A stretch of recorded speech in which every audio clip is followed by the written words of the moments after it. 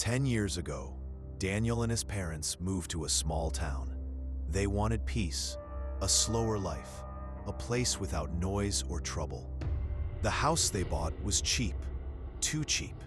It was big, but it stood near the woods, far from the town center. Daniel was 14, quiet, smart, a little lonely. From the first night, Daniel felt strange. The air in the house was cold. The lights flickered often. But what really caught his attention was the graveyard. Behind the trees, hidden by shadows, stood a forgotten graveyard. No fence, no sign, just crooked stones and uneven soil. At first, he only looked at it from his window. But one grave stood out, a small one, with fresh soil, like someone had dug it up and then filled it again. He told his parents. They laughed. "It's just your imagination." But the next night, the soil looked different again. School started. Daniel made no friends. He spent evenings drawing and staring out his window. One night, as he lay in bed, he heard something. A voice, soft, like a whisper carried by the wind. "Daniel." He sat up, looked outside. Nothing. The next night, again. "Daniel, come here." It was coming from the woods. Daniel walked to his parents' room. "Did you call me?" "No. Go back to bed." But the whispers didn't stop. Each night, they grew louder, closer. He started to draw the grave, over and over. In each drawing, the soil looked fresher. In the last one, the grave was open. One afternoon, Daniel visited his neighbor, an old woman who had lived there for 50 years. She served him tea and asked about school. He asked, "Do you know anything about the graveyard?" Her face went pale. Her hand shook. "I told your parents not to buy that house," she said. "They didn't listen. That graveyard is wrong." Daniel asked, "What do you mean?"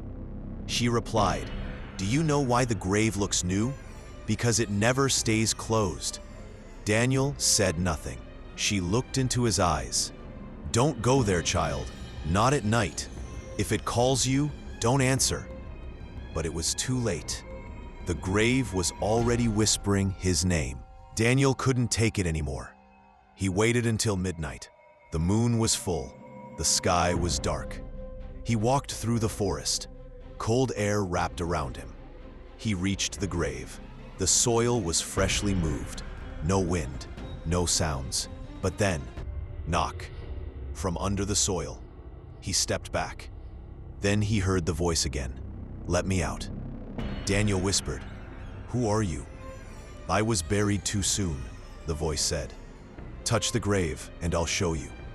Daniel knelt down and placed his hand on the soil. His vision blurred. He saw memories, but not his own. He saw a boy. Same age, same face, but a different time. The boy was sick, dying. He lived in the same house. His name was Daniel.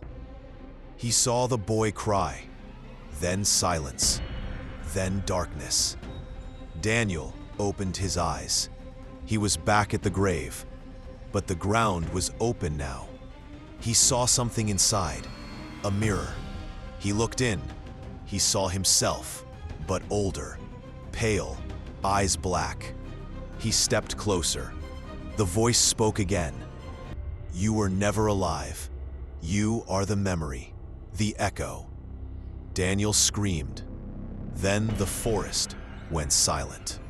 The next day, the grave was closed, but the soil looked fresh. Some graves never stay closed.